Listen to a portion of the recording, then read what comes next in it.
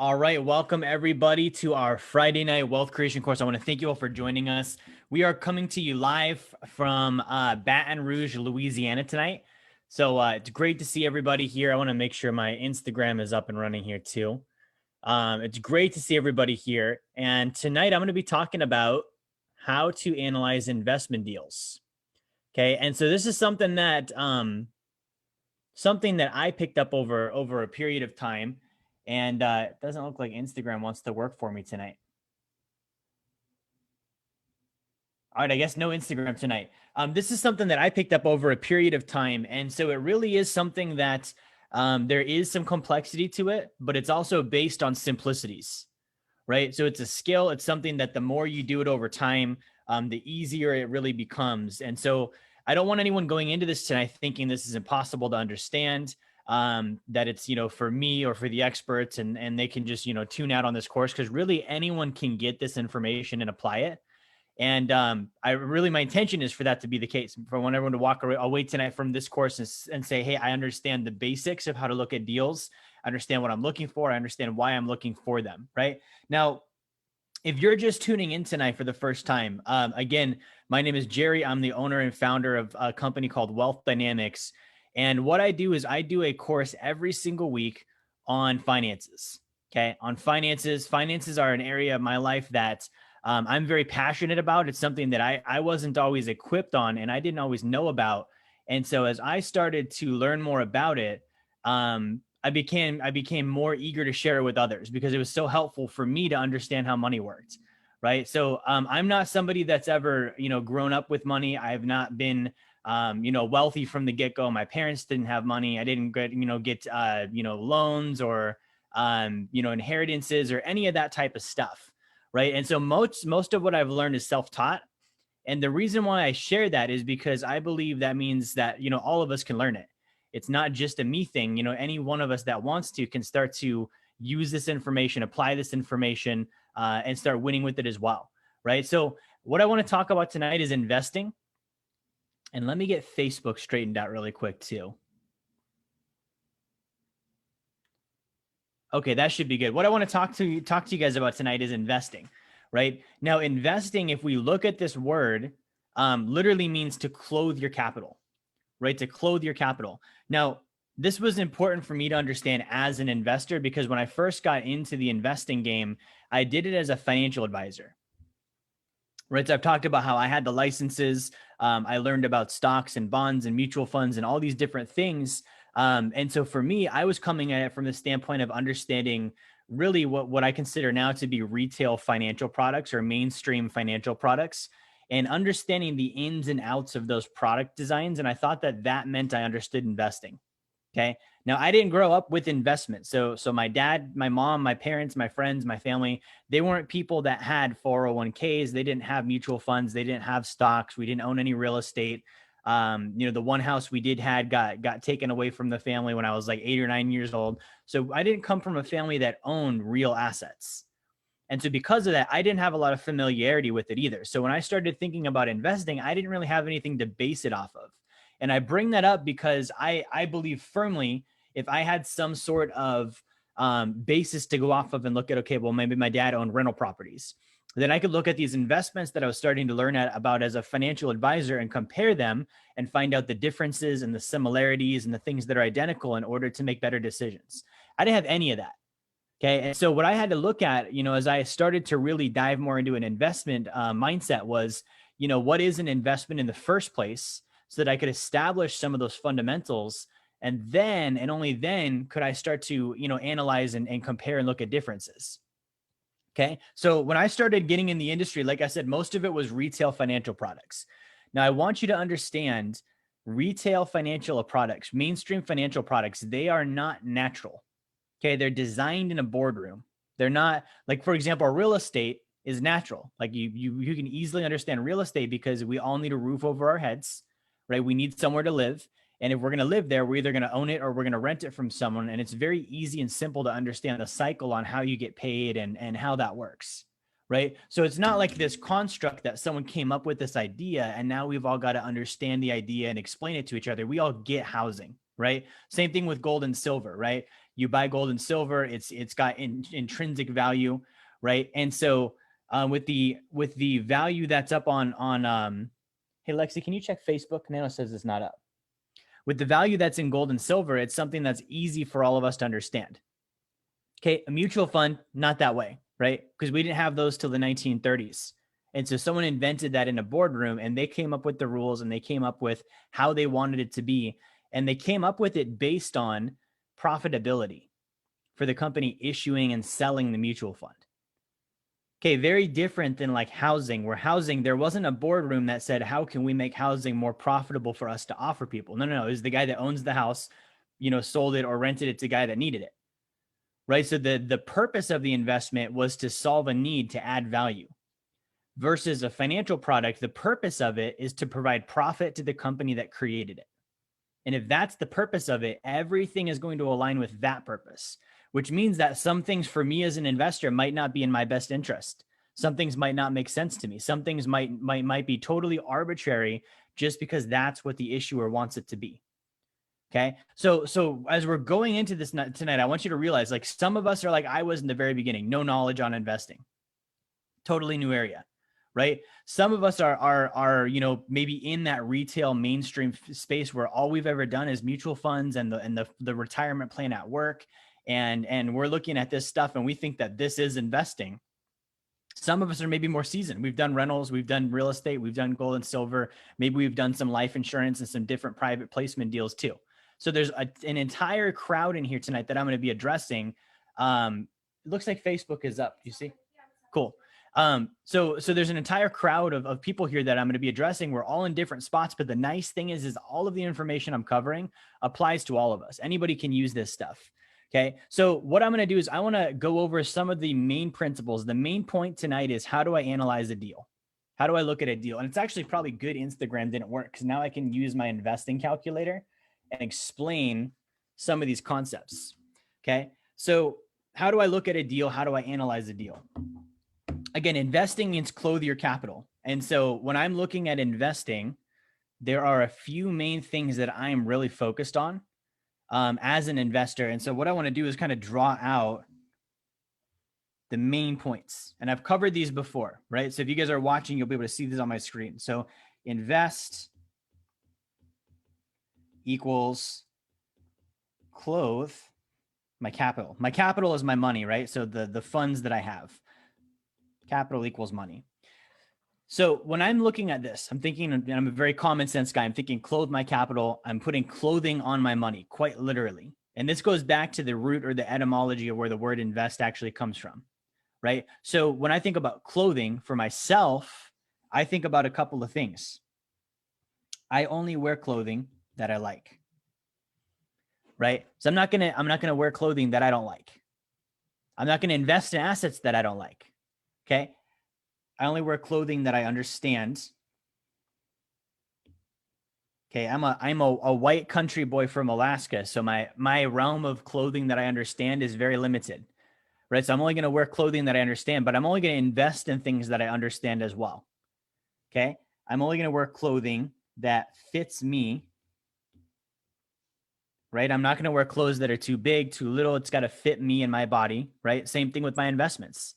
I have a certain risk tolerance. Okay. I have a certain objective. I have a certain profile as an investor. And so the investments that I do, they need to fit me as an investor. Right. And then I'm only going to wear clothing if it fits my use. Right. So we're going to call this utility. What are my goals? What are my purposes? What am I going to be using it for? And those are the things, like, for example, I'm from Alaska. So if it's cold out, I'm probably not wearing shorts. Right. If I'm going to go snow machining outside and it's, 20 degrees out, I'm not going to wear shorts. I'm going to wear, winter clothing. Right now I'm in Louisiana. It's warm down here. So I'm going to wear clothes that fit what I'm using them for.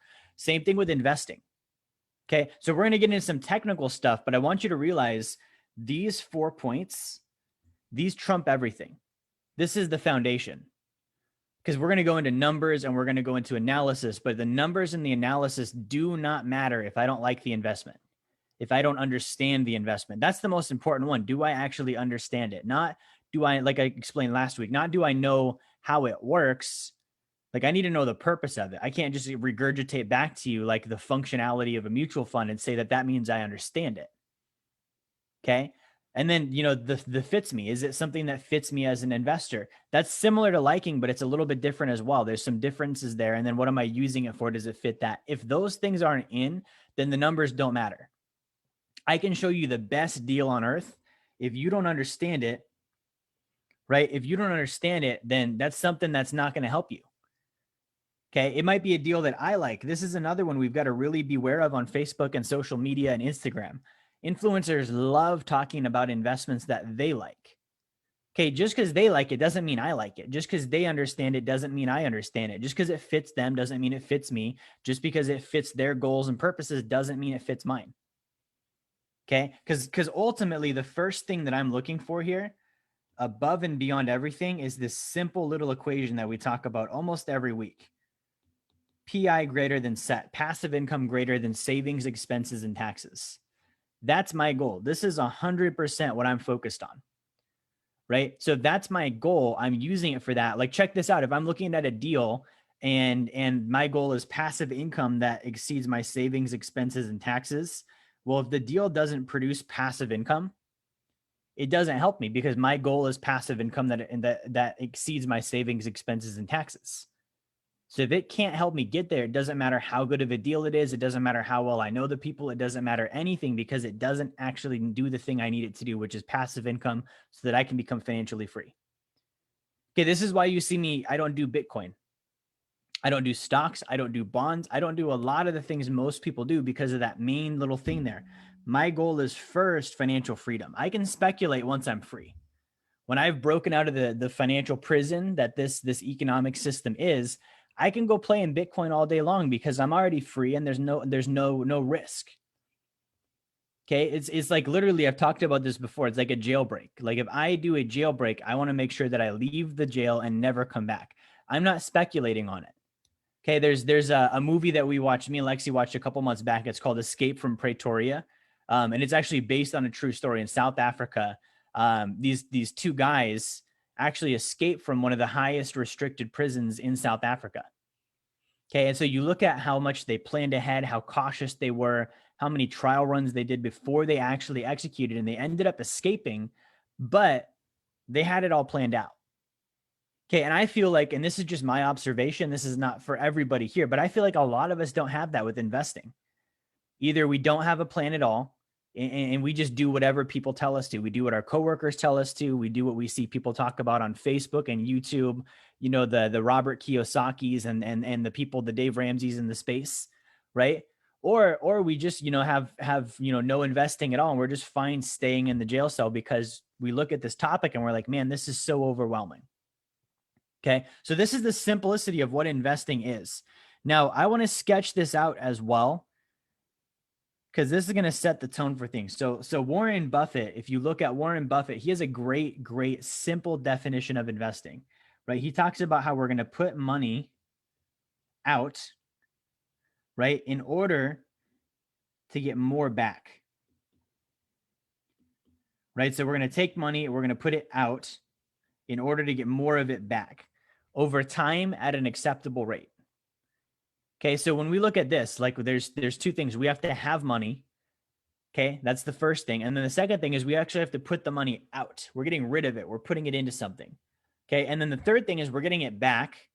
So it does need to come back to us. And then the fourth thing is it needs to be at an acceptable rate over the time period that we're doing this. So those are the basis of investing. And so when we start thinking about this, okay, with investing, we have to have money in the first place. This goes back to the triangle of wealth. So if I'm not earning and I'm not saving, then investing can't happen. That's why savers are not losers. Okay, savers are future investors. If I don't save, I cannot invest. It's impossible, right?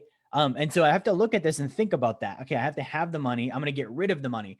This is the other part that people don't consider. Okay, I'm going to get rid of the money. I'm going to put it into something. So let's say that I have $100,000 I've accumulated, and I'm going to put this into a deal, right? I get rid of it. I put it into the deal. I have $100,000 in assets now, right? It's over here. Let's say it's in real estate. I no longer have $100,000 in cash. So there's a little bit of I'm going to call it a comfort zone that we have to be willing to violate when we invest. This is why we talk about have your 6 months of reserves first, because we're not going to dip into that. Because that 100K, once you get rid of it, you put it into a deal, you invest in real assets. Those are not liquid.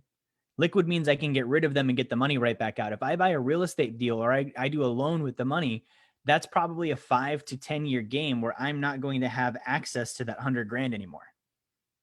So I need to think about that. A lot of times I see investors, we jump into the first deal. Before we pull the trigger, we realize, wow, that's 100 grand. I'm putting it into this deal and I'm not going to see it for a while. And then we get nervous and get cold feet and we back out, or we drag our feet, right? So I want to help confront, this is part of it. We're getting rid of the money and putting it into assets. And then that money will come back, and it should come back at an acceptable rate.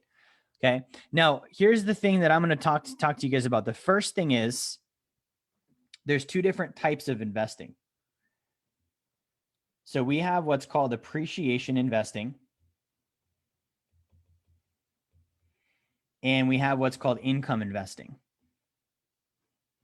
Okay. Now, I'm going to argue that appreciation investing is a form of speculation, right? So if I were really to split this down, I would say that there is speculation and investing. And I would say that those are not the same thing. I would say that we don't put those in the same category, right? Buying a thing, speculation, appreciation style investing, buying a thing, hoping that the thing goes up in value so that I can sell it to someone else at a higher price in the future. That's essentially what's going on here. So what we're talking about here is we're buying something, right? We are hoping. It might even be educated hope. Like we might be looking at markets and circumstances and saying, I have a good idea that this thing will go up in value, but it is still hope, right? We're hoping that it goes up in value, hoping for an increase. Okay. We are also hoping for a buyer. We're hoping we can actually sell it to someone, right? So again, there's hoping for a buyer. Okay. So this is already, we're hoping twice. Okay. In the investing world, I like to call this hopium because it's addicting, right? When you start doing these kind of deals, buying Bitcoin, buying this, buying that, hoping it goes up in value so that we can hopefully find a buyer for it. It's addicting because it's activating the same thing we activate when we gamble. It's an emotional process that somebody goes through when they do this type of speculation and or appreciation based investing. Okay. So we hope for a buyer. Right now, during this time, we're holding it. I'm going to call this hodling. I'm going to explain that holding, but I spelled hodling because hodling means hold on for dear life. Okay. There's a cryptocurrency forum where it was an honest typo. Someone was trying to say that they're holding their Bitcoin. They messed up and said hodling. And so that got coined as what you do when you buy these types of assets is you hodl. And hodl stands for hold on for dear life, right? Because what we're doing is we're buying it. We're hoping for it to increase. The entire time we're hoping for it to increase, we're at effect. We're not at cause. We're at effect, which means that we're victims in this situation. And we have to wait for time to pass so that the investment potentially and hopefully goes up in value. That's one side of the equation. Now, there has an intersection here of it going up in value and also somebody coming along that wants to buy it. Those two things have to intersect. So while I'm waiting for a buyer, I'm also hodling it or holding it. Time is passing, right? And so this is a time factor. This might happen right away. This might happen years down the road. It might never happen.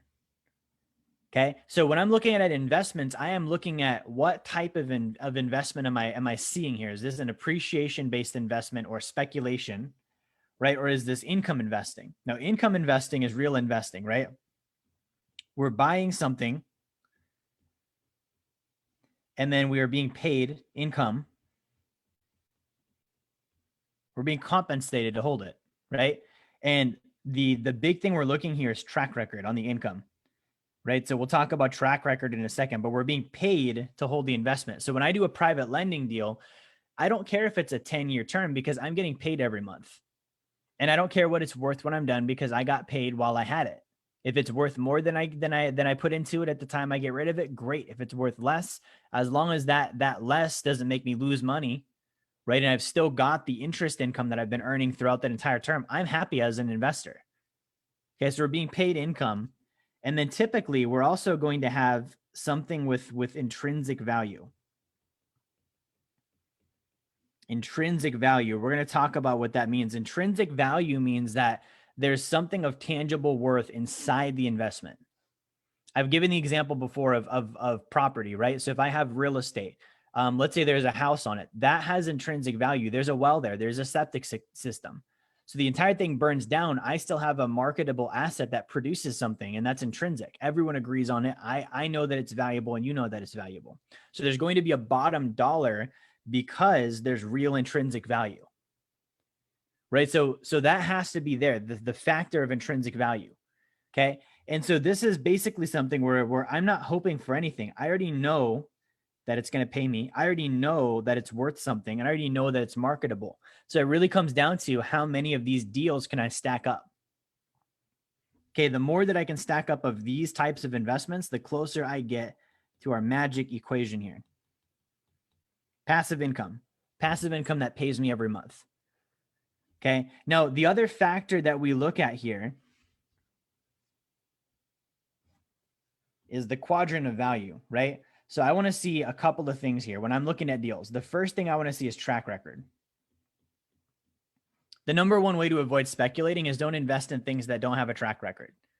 Okay. Now, in the investing world, especially when you start getting into real estate and private lending and some of these different deals, you're going to run into, and it's very tricky because it looks like you're being shown a track record. It's something called a pro forma, right? So when I first started getting into investing and analyzing deals, people were showing me these spreadsheets and these charts, and they were saying, look how this deal performs. And I was like, man, this is amazing. Okay. But what they were showing me was not a track record. They were showing me a speculative future statement of what they believed would happen. So a pro forma is not what already did happen. The pro forma is if all of the current conditions stay and based on our assumptions of increases, here's what could happen. That's not a track record, right? A track record means you show me the profit and loss on this deal for the last 3 years or 4 years or 5 years, and I can see it already did make money. See, that's what I mean by track record. So what I want to see here is I want to see at least 5 years. The longer, the better, right? So if I'm looking at investing, I need to see a track record that something has made money for at least 5 years, whether it's a property or a business. So I'm not doing development. I'm not doing startups. I'm not doing venture capital or angel investing or any of these types of things where I'm investing in something new. Okay. So the track record's got to be there. The second thing that has to be there is the earnings. Earnings, right? This kind of looks like I wrote earrings. Let me make that a little more clear here. We're not investing in earrings, but the earnings. Okay, earnings means the income that it's making me. It's the profit, right? So we're looking for earnings. This is something that has to be there, and this has to coincide with track record. So it's not, Jerry, this will have earnings. It's no, this has had earnings. I can show it to you on the tax return or the profit and loss or whatever the statement might be that proves the earnings are there. Okay. This is one, like if you're a weary, like I am with investing and you don't trust people, ask for their earnings. Be like, hey, show me what this deal has earned. And a lot of times people can't because they either they're rental property owner or whatever, and they've not even been tracking their books, which means I'm going to ding them. Right. Name one business transaction where you can go buy a business and they can show you shoddy bookkeeping, lack of paperwork, lack of documentation, and you still pay them full price.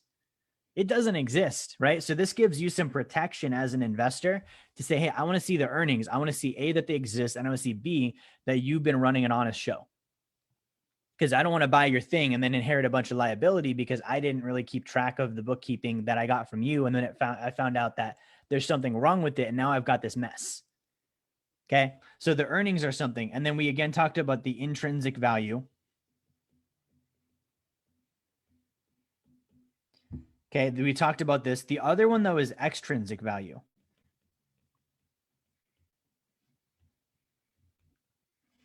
Right? So when I'm investing, an investment needs to have typically 3, if not all 4 of these for me to do it. right? So I'm talking about a deal and I'm looking at the deal, I'm analyzing it. The first thing I'm asking myself is, do I see at least 5 years of provable track record? Documented, I can see that this deal has been around for at least 5 years and it's been a good deal, right? Then what are the earnings, right? What are my profitability rates look like on this deal? Because this is going to be like, if I'm looking for passive income, that's earnings. Okay. And then intrinsic value, what am I getting? What's the underlying asset? If it's a private lending deal, right, where I'm getting collateral, let's say I'm getting collateral or security behind the loan that I'm extending, I need to know that that is worth more than I'm lending them. Okay. If it's an equity deal where I'm buying ownership of something, I need to know that what I'm buying has a higher fair market value price than what I'm paying. I don't want to overpay for assets. And then the extrinsic value, this is, do others think that it's valuable, right? And this is not super important if it has the other three. If it has track record and earnings and intrinsic value, then it will naturally have extrinsic value. Okay, but what you want to watch out for is you want to watch out for deals where, you know, I'm really attached to it and I think it has intrinsic value and I like it, but nobody's going to buy it from me. Nobody else thinks it's worth anything. Okay, because this isn't like a subjective, like imaginary fairy tale world of like, I'm happy with my stuff. No, this is objective. This is money. So if I'm buying assets, they need to be assets that everybody recognizes. Like for example, I could get into like collector's items, you know, baseball cards, you know, basketball cards, gems, things like that, art, right? Somebody could argue that there may or may not be intrinsic value, but the big thing that comes down is, does it have the extrinsic? Let's say I buy let's say that you buy a piece of art thinking you're going to sell it to Jerry Fetta. You're like, man, I'm going to buy this piece of art. It's going to appreciate. I know Jerry's going to buy it. I think it's worth this. I paid this for it. If the extrinsic value is missing, because you're going to go talk to me and be like, hey, you need to buy this. Check this out. I'm going to tell you, dude, I don't understand art. I'm not artistic. I lived in an apartment one time. How long did we live in Serrano? 2 years? Year and a half. I lived with we and Lexi lived in an apartment for a year and a half. The day we moved out, I noticed the art on the wall that had been there the entire time we lived there. The day we moved out, I was like, huh, when did we get this? And Lexi's like, this has been here since we moved in, Jerry. Right? So that, in that scenario, that's an example of there's no extrinsic value. It's not marketable. Others don't find it valuable. So again, this has to be 3 out of the 4 at a minimum when I'm looking at a deal. Right now, I want to really emphasize. We talk about the triangle of wealth. We talk about earn, save, and invest. Each of these verbs, earn, save, invest, has a corresponding noun. There's a thing that goes with it. We earn in currency, right? We earn in currency. That can be US dollars. It can be euros. It can be whatever, right? We save in money. Money and currency are not the same things, right? So when I save, I'm saving in life insurance. I'm saving in gold and silver. Saving is not investing, right? So when I'm saving, I don't want you guys confusing this quadrant with things that you should be looking at for saving, right? Because if I decide to save, like that's not investing. So I'm not looking at the same types of things. With saving, it may or may not have earnings, right? It better have track record. It probably will still have intrinsic and extrinsic value, but the expectation is different when I'm saving money versus when I'm investing, right? When I'm investing in assets, right? So currency, money, assets, earn, save, invest. So we're talking about investing and we're talking about assets. And that's really where the accountability of this quadrant comes in, is when I'm investing in assets. Because someone could look at gold and silver, for example. Excellent store of value, 6,000 year track record. Check. Earnings? Nope. Intrinsic value? Yep. Extrinsic value for the most part, yeah. But also right now, only 12% of the United States population even owns any gold. Most of those that do own it are banks and institutions. So I'm not saying it doesn't have extrinsic value, but I'm saying if you go to Joe Schmo, you can even look at YouTube videos where people will go around and offer people free silver, and the dudes get declined on it. They're like, no, they pick the candy bar instead of the silver, because some people are not financially literate enough to value that asset, right? But this is not investing. This is saving when we're doing gold, silver, life insurance, those types of things. So I really want to stress this. Now, With that being said, there's a couple of things that I look for as far as items that I want to see. Okay. So these are kind of my rules in addition. We've gone over a couple of things, but another couple that I look at. The first thing is, so rule number 1 of investing, never invest in something I don't understand. Rule number 2, never lose money, right? So I want to see worst case scenarios.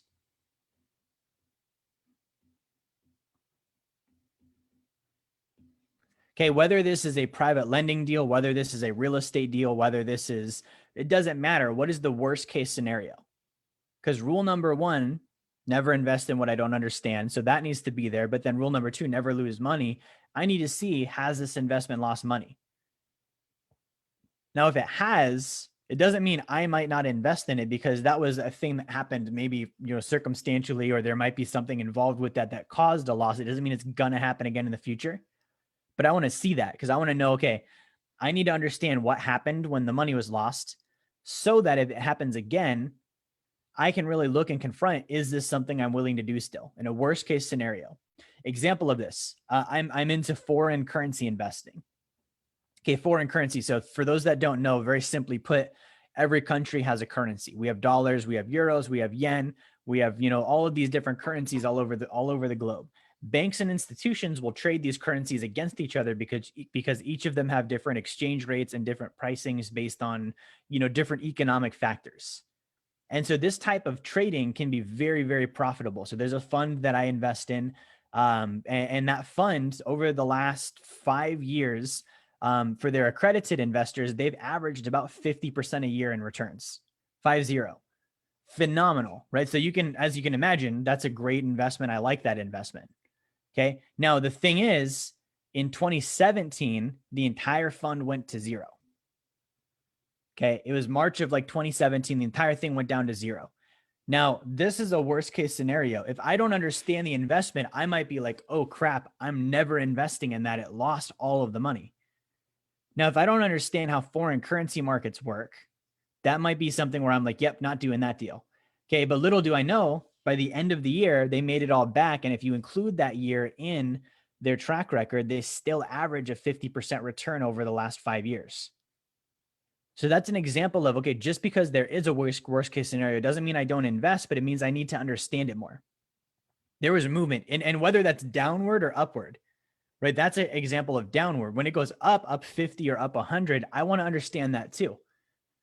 Okay, that's a major affluence. So if I don't understand what causes it, and I don't understand that, whether or not the fund can reproduce those causative actions, that's going to be something where I might be excited about the roller coaster ride, but then find out that the increase was circumstantial. The fund can't reproduce those actions. And so they crash because they can't keep doing the thing that caused them to have 100% in return in a year.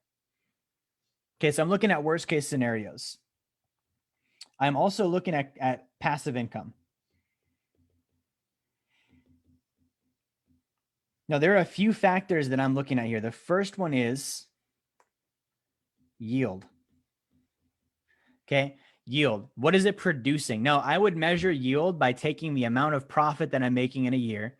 So not revenue, profit, right? For those of us that are in business, we know there's a big difference between revenue and profit. I might earn in revenue $2 million after cost of goods sold, after operating costs. I've seen companies that don't make more than 6 figures after that in profit. So when I'm talking yield, this is profit. What am I actually taking home in my pockets? And again, I'm going to base this off of track record. What has it been doing? Okay. Now, if it's an equity deal where I'm buying ownership, then I literally need to see a profit and loss statement. If it's a rental property, I need to see a Schedule E tax return as well. Right. So these are documents that I'm looking at. What's the profitability? If it's a lending deal, I need to see that they've paid their investors, because on a loan, it doesn't matter how they're earning the income. I just need to know, can they service their debt? Right. When I go to a bank and get a loan, for anything, they don't say, Jerry, how do you earn your income? They might say, what's your job title? But really what they want to see is, what are you bringing in? Can you service this debt? What's your debt to income ratio? Do you have reserves? What is your income been the last couple of years? They don't care how I did it, as long as I can show them that it's there. So again, debt is going to be a difference, and equity is going to be a difference on what I'm looking for to be able to prove that there's profit. So this is the first thing. Is it profitable? The second thing is, ROTI. This is one almost nobody talks about, return on time invested. Okay, what is this? So this is passive. Passive means that on a gradient scale of effort, right? We have over on this side less effort. We have over on this side more effort. Passive means I tend to the less, like the left-hand side. Okay, so return on time investment is measuring, okay, great, it might be profitable. How much of my time is it going to take? Because at a certain point for me, if it takes more than a certain amount of time, it's not passive anymore, which means it's no longer an investment. It's a job that I paid for. This is why I don't actually own rental properties. I at this point in my life do only private lending, and I do other deals that are outside of real estate, but I don't own any property because I don't want to be called for the toilet breaking or, you know, the rent not coming through or any of that stuff. Okay, because for me, and we all have to look at this in our own lives, if I'm a business owner, what got me to the point of investing was my business. So why would I introduce an asset that pulls me off of the thing that got me to where I am? Right? So I'm looking at this as, okay, you know, I want to invest in things that truly are passive. They have a very high return on time invested. And so again, that'll be a little bit different for everybody. If I'm a business owner, my time is very valuable. You know, if I'm a busy family person, my time is very valuable. If I'm a young guy and I work a salary job and I'm off at 6 and I have nothing left to do on the evenings and weekends, I might be able to afford a little more time and still consider it passive because I've got nothing better to do with my time anyways. Right? So this isn't a hard and fast, it's either passive or it's not based on this metric. It's what's your lifestyle like and what's your expectation and how much time can you afford and what's your time worth, right? And then how much time is this investment going to require?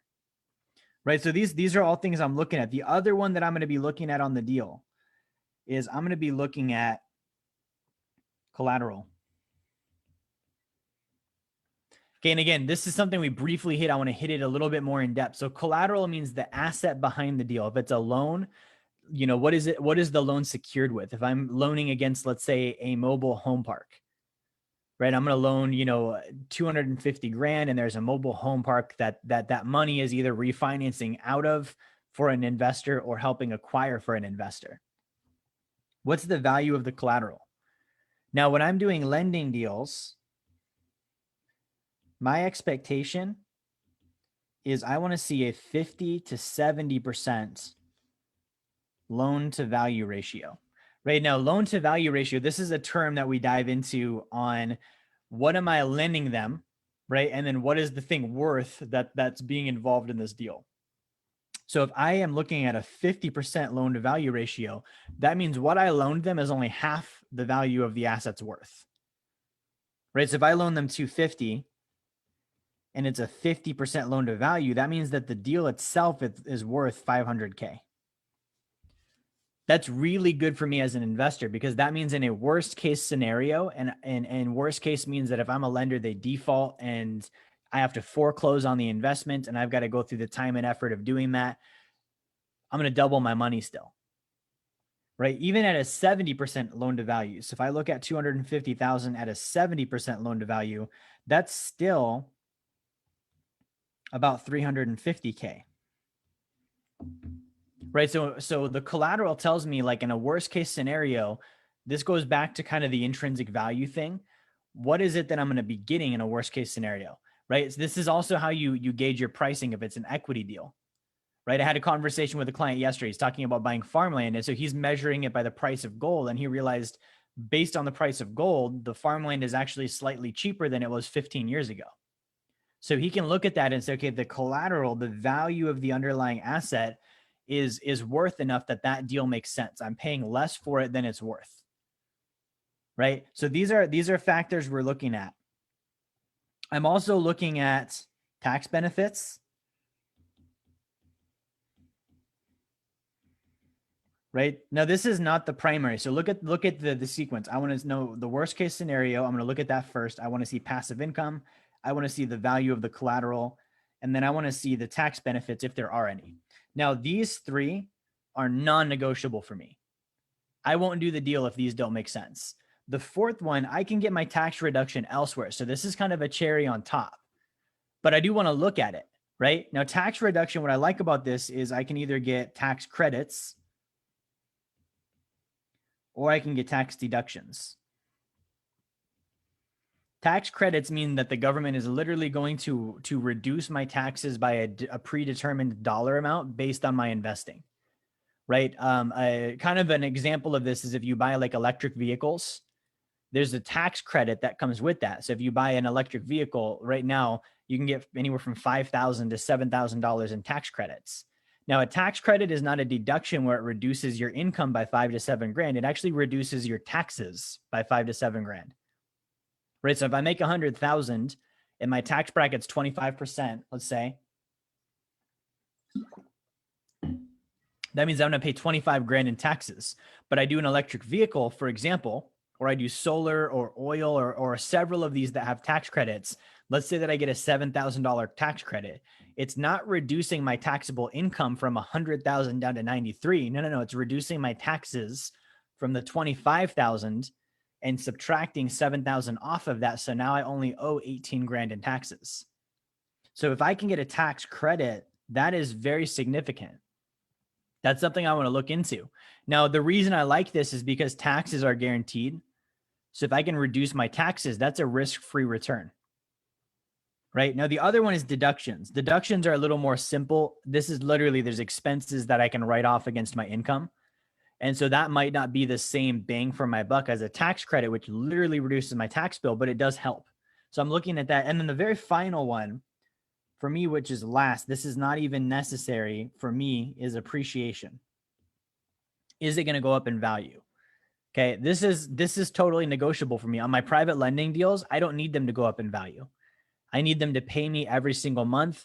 The way that I do my private lending is I put the money first into gold, silver, or my sacred account, and then I borrow against it.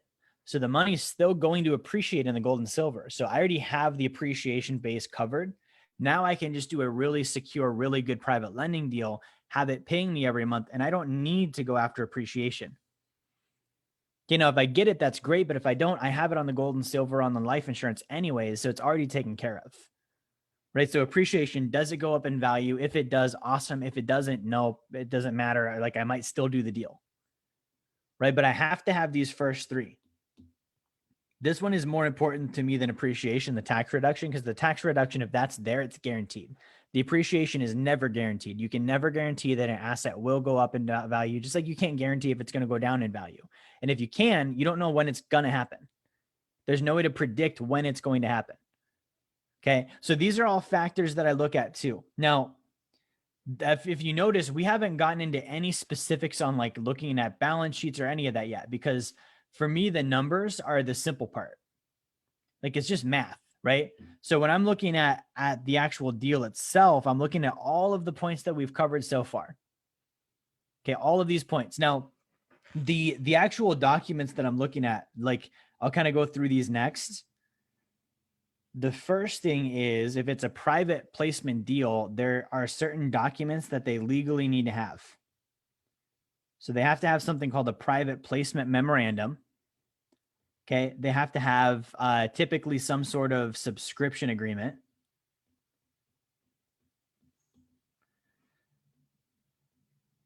Right. And then they also have to have their SEC filings. The SEC is the Securities Exchange Commission. This is the legal regulator for the private placement world. Now, here's the funny thing, right? So you're investing. Like I said, when I first started investing, it was stocks and bonds and mutual funds, different set of document titles, but it's similar things they're looking for. So those deals are very regulated. The government's very involved. There's lots of, applications and disclosure statements and all of the stuff that goes along with it.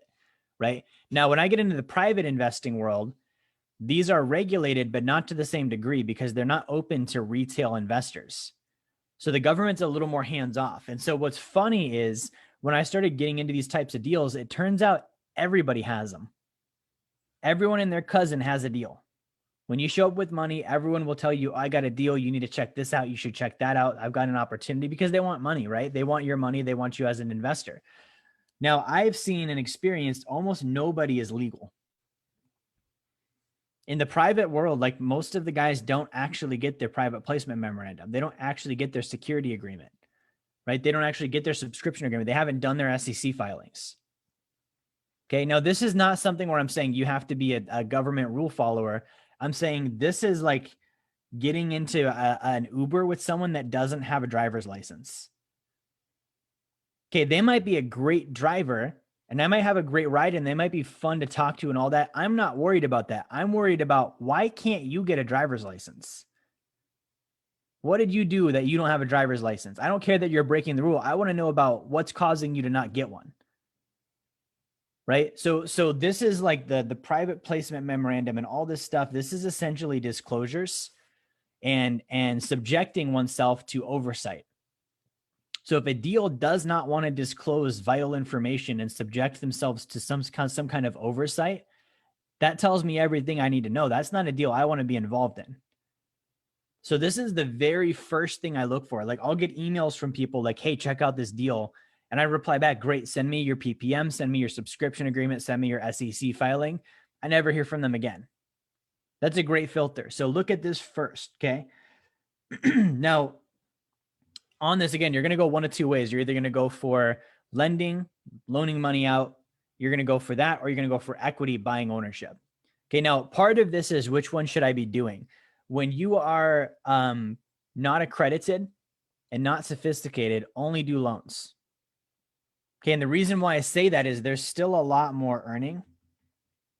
There's still a lot more saving that needs to be done before I invest. Okay, so by doing loans, this is on autopilot, right? I don't have to worry about it. Like COVID-19 happened in 2020. Not a single one of my clients that invested in our deals, in our partners' deals, lost money. Not a single one of my clients had a payment that was withheld. Like everyone was paid on time as agreed every single month. There were no hiccups. Right? Jimmy is pumped about this because Jimmy is one of my guys that he experienced this. Like he's invested in 2020. The deals paid just like we said they would. And he says everyone around him lost money. That was the tune last year for Wealth Dynamics clients. All of their friends, family, coworkers lost money. None of them did. Right? Now, the reason why that is on a private lending deal, you have the power to say, hey, if you don't pay me, I will take away the thing. The thing might be a multifamily apartment building. It might be a storage facility. It might be a mobile home park. It might be a business. Okay. So there's a lot of leverage there. Now, I want to point out something too. We're trying to help you become your own bank. When you are going to the bank for a loan on a home, they don't want to be a partner with you. They want you to borrow their money. Okay. The reason why is their business is banking, not property management. So they don't want I call it the PETA factor, right? This is another one that you've got to look at. Okay.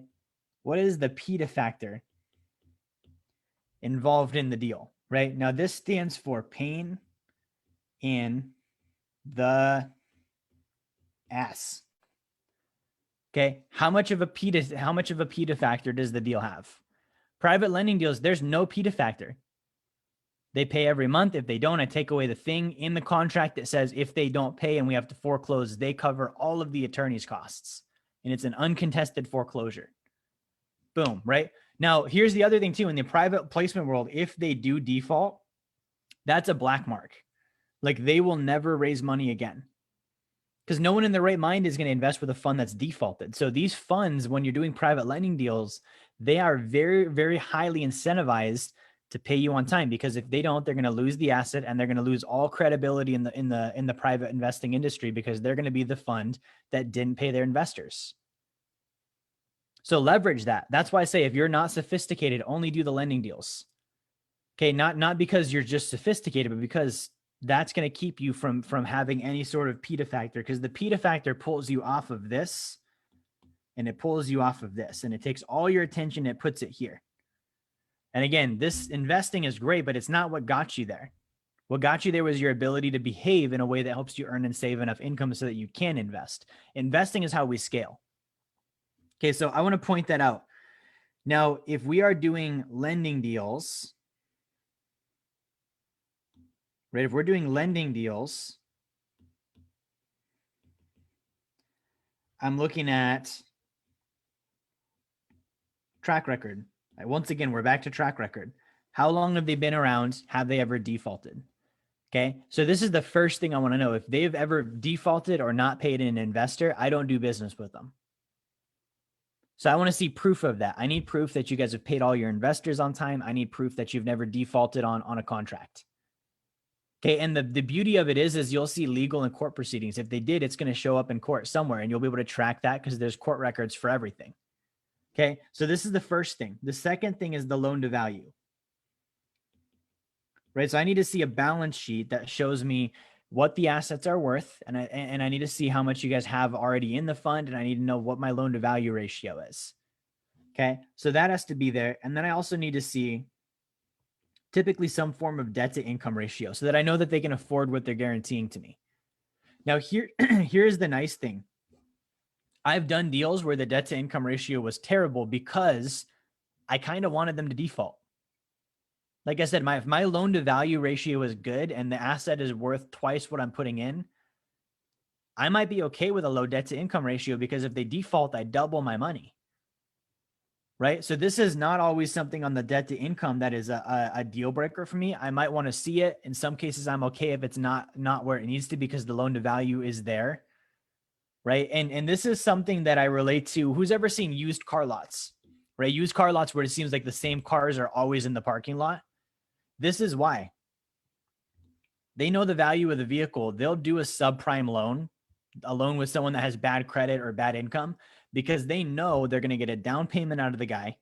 They're going to get a series of monthly payments. He'll default at month 24 or 27 or whatever it is. They'll take the vehicle back, put it on the lot, and churn it again. And they're going to get another down payment and another series of payments. And they're going to make more money doing it that way than someone that pays on time every month. Okay, so this is kind of like with the debt to income. What I'm saying is that's not totally a deal breaker as long as you understand the loan to value ratio. Okay, and again, if they've never defaulted, that's okay. Like some of these funds, like I've done deals before where I knew that the assets did not cash flow the way that they should for the debt servicing to be covered and them to make the payment. And I knew that the owner was going to be offsetting the payments by taking it out of his personal income or taking it out of his savings. At the end of the day, I didn't care where it came from because I was getting paid every month. And the contract said that they had to pay me every month. And if they didn't, I could default. And I knew he wasn't going to because he'd lose the asset and he'd find some way to pay me next month. Right? So those are things that I look for on lending. Now, if it's an equity deal, again, equity equals ownership. Then again, I'm looking at track record. I want to see what is the track record of the asset itself. I want to see what is the track record of the partner in the deal that's going to be managing it. I need to see typically 3 years of profit and loss statements. Again, past. So this is not pro forma, right? You do a real estate deal and someone leads with a pro forma, automatically don't do the deal. You can't show me what it's earned. I don't want to be involved, right? So I need to see 3 years of profit and loss, right? And then I also need to actually see the property itself, right? I need to see the condition of the property. This is big. Like if I'm investing in equity deals where I am in some way in charge of the management and the tenants, and it's an actual business, like a rental property is a business, I need to see where the business is located. I need to see, is there crime in the area? What are the people there? You know, the tenants like, is it, you know, high energy, uptone people? Is it a bunch of criminals and druggies? Like, what am I getting myself into? Okay. Cause if I'm a partner, that means that stuff can blow back on me versus if I'm a lender, they could be doing meth downstairs. And if they pay their mortgage on time next month, it's not up to me. They can trash the place. When they're done with it, I don't clean it up because it's theirs. Right. So different things can happen based on whether I'm a lender or whether I'm an owner. Okay. So I actually need to see the property and the people and all of the things involved. Now here's the big thing to compare between these two. Again, we will look at worst case scenario. On a lending deal, we've covered that. Worst case scenario, I foreclose, there's a default, I can take the asset. On an equity deal, there's no downside protection. I can lose 100% of my principal value and there's no protection, right? So in a worst case scenario, I could zero out. I could lose everything because a partner doesn't mean that I'm owed anything at the end. Let's say worst happens, they've got to fire sale the assets and get rid of everything as quick as they can to get out of the hole. They sell the property for less than it's worth, right? They sell everything off. There would be no money left to cash me out. So now all I get is a tax write-off because I lost money. I can say I claimed a passive loss on my taxes. Now on a passive loss, I can't even claim that in all in 1 year. There's a limit on how much I can claim each year. And so I've got to carry that forward until I sell something and I can offset a gain, right? So I'm a lot more weary with equity deals than the lending deals, right? So these are all things that I'm looking at. Now, as I wrap this up and I start to answer questions, I want to say a couple more things that just with my mindset, this is what I think about. So the last few weeks, I've been relating a lot of this to fitness. If you've ever heard of in the fitness world, it's something called bro science, right? Bro science is when the bros get together and they come up with their supplement regimens and their exercise regimens, and it's based on nothing other than folklore. I heard so-and-so did this and it worked, and so we should try it out.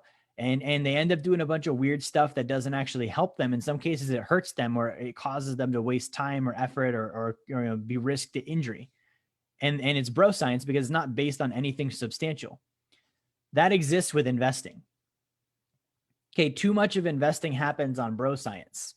I heard so-and-so bought a fourplex. It was a sweet deal. You should get one too. That's bro science. Just because so-and-so bought a fourplex doesn't mean it's a sweet deal. Show me their profit and loss statement. Show me all of the things we just talked about to substantiate that that was a good investment for them. And if it was, it doesn't mean it's going to be a good investment for me.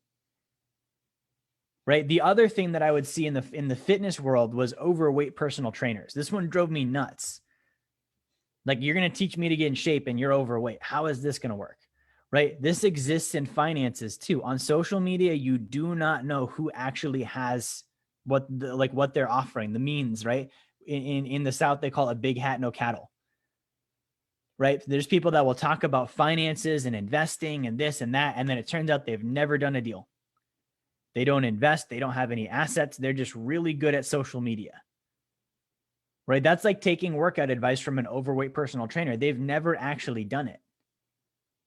So these are also things that I consider is when I'm looking at deals, like, where am I basing my information off of? Where am I getting it from? Is it bro science? Is it overweight personal trainers? Or is it actual data?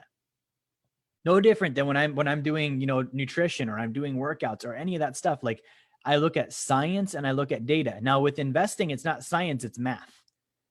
Now, the beautiful thing is math is closed-ended. Like, it's either it's black or white. There's never maybes and gray areas. And so if all else fails, look at the math. Look at the math and see where is the math coming from, because the equation that you see as a result, which is the rate of return, right? That result is based on something, some kind of equation that was put in as an input, and that input, it's got to be substantiated somewhere. So if I'm seeing triple digit returns and quadruple digit returns and I can't see why, it doesn't matter that they're there. The equation doesn't make sense. Right. So with investing, like, that's important. So the other thing that I do is I do a lot with my investing calculator. I think with the green screen, you guys can't see that, but I have an investing calculator on my phone. And so I do a lot of equations on compounding annual growth rates, time value of money. I do a lot of lending calculators, inflation calculators. And those are all things that help me within this framework keep the numbers honest. Because all of this stuff might make sense, but if all of it makes sense and the math doesn't, because that's the other half of this, and the math is really just the simple part, then the deal is not a good deal, right? So guys, what I want to do is I want to open this up for some questions. I know that we covered a lot, and we covered a lot of nitty gritty stuff, more than we usually do, but I feel like this is very relevant and it's something that we should all know to a degree, right? We should all have this to a degree. So what I'm going to do is I'm going to open this up for questions. We'll see what we have on Facebook here first. All right. Good to see everybody. Alex, good to see you. Justin, good to see you. Brad, good to see you. Justin says, I do what Jerry tells me to do. Let's rephrase that. Justin gets educated and reads and watches the content and then decides it makes sense and then does it. Todd, good to see you. David, good to see you. Steve, good to see you. Tyler says, tiny home park. Come on, Jerry. Complete ranching outsource. Hey, I'm not against the tiny home parks. I would be curious if there's tiny people that live in the tiny homes as well. That may or may not sway my investing decision. Ryan, good to see you. Okay, Justin says, have you ever foreclosed on a deal? If so, can you give us an example? Fortunately, I've never had to. So foreclosing means that I invested and then the agreement was broken and I had to, force a sale of an asset. I've never had to do that because I don't invest with people that have ever done that. So the deal that I first started doing, and we still have this today, it's called APEC, Alaska Private Equity. We have a lot of clients that do this deal. The guy that runs that, I've known him since I was 12. I was best friends with his son all throughout middle school and high school. He's been investing for over 40 years and never not paid an investor. Pretty good, right? So when I started getting into investing, I was like, all right, I'm investing with him first because I don't want to have to ever deal with that. So I've never had to deal with a foreclosure. The closest thing we've ever come to, we had a client a couple of years ago that invested in a private lending deal with an oil and gas land lease. Okay, land lease means that the ground that's going to be drilled belongs to someone, and that someone is going to lease it to the oil company for drilling, right? And so this client, they loaned money for the fund to purchase the land so that the fund could lease the land to the oil company and then make the profit, and the fund would pay the client. So it's a 9-month deal, 9% interest rate. And so at the end of 9 months, the fund said, hey, we can't cash you out because all the money is still tied up. And so we can work with you on it. We could have foreclosed, but in the contract, we worked it to where they doubled her interest rate. So, and this is what's sweet about private lending. The deal went south. They couldn't pay her out. And we said, great. So we know you guys have the assets. We know the debt to income ratio is there. We don't want to do a foreclosure, and we won't if you can pay her 18% instead of 9%. So they paid her, excuse me, they paid her an 18% annual yield, I think almost for 2 years. And then finally they started working on paying back the principal, because at a certain point they're like, hey, 18 is too expensive. We need to get out of this deal. We need to pay this person back. So that's a real life story. That was with a client. We've never actually had to foreclose, which is great. All right, let me see if we have any other questions on Facebook before we jump into Zoom.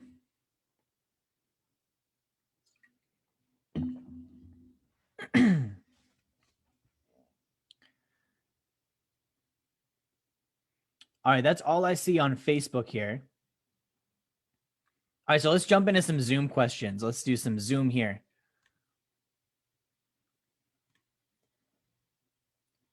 All right, so let me switch my microphone over here to Zoom really quick, and we will go live with some peeps.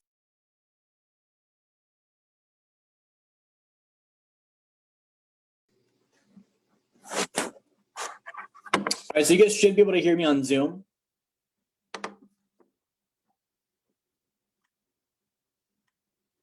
And let's see what we have for questions here. So we have Brad on Zoom. Good to see you, Brad.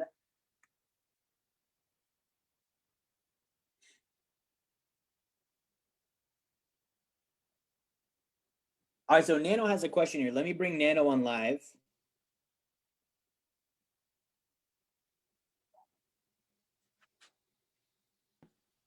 What's going on, Jerry? How you doing? Hey, Nano, I'm good. How are you tonight? Doing great, man. Thanks for asking. So my question is, when would you do a private lending deal versus the equity ownership? Good question. So with private lending, again, you've got to look at the purpose of it. And so for me, the purpose of it is safe and truly passive income. And so at the point that I start looking at, okay, on equity, it's not as safe and it's not as passive in most cases. It's the point where I've already accomplished the former of having the passive income. So I might start looking at equity deals when I become a sophisticated investor, which means I'm solvent. I've done some deals already, and I've also got a $250,000 net worth, and I'm saving 40% of my income. Also, no consumer debt. That kind of goes along with being solvent. But at that point, I'm sophisticated. I've done some deals already. Then I could start doing some equity deals and adding those to the mix. I still do need to become financially free. And so I wouldn't go all in on equity, but that's something I could add as a kicker, because the equity might have a higher overall growth rate that could get me accredited faster. All right, here we have a question from Jimmy, it looks like. So let me go ahead and bring Jimmy on live here.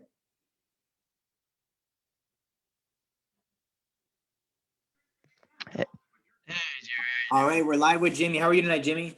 I'm doing great, man. I'm doing great. So I've seen the PPM.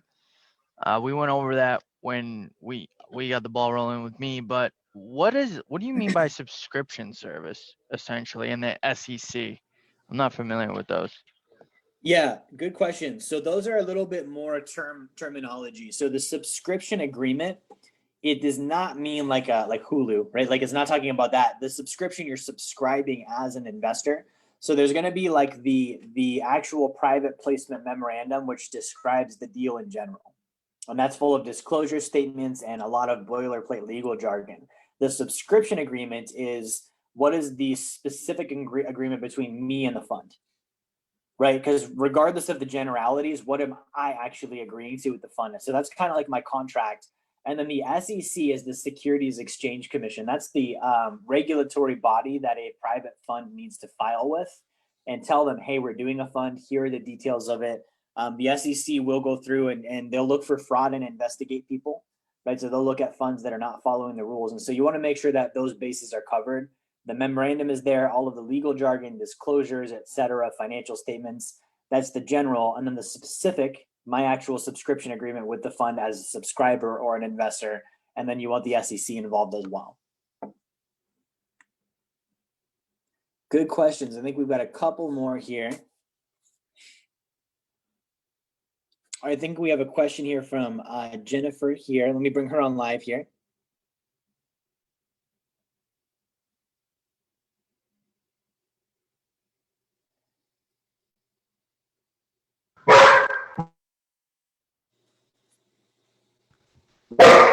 Hey, Gary. Sorry about that.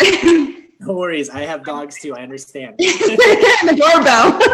Yeah. The question was, you were showing us your phone. What kind of calculator were you trying to show us? Or what app was that? Yeah, so there's an app called Power One. So it's Power One FE. It's a financial calculator. And you can get that on iPhone, Android. I think they have a web app too. The main ones that I look for on that are the time value of money calculator. There's also one called an investment return calculator. And then I also look at the future value calculator and the loan calculator. Those are the main four that I use there. So again, that's called Power One FE. And that's, I have an iPhone, so I know for sure it's on iPhone. I think they've got Android. I know for sure they have a web app. And my dog just started trying to bark at Jennifer's dog. All right, let's see if we have any other questions on Facebook here before we wrap things up tonight.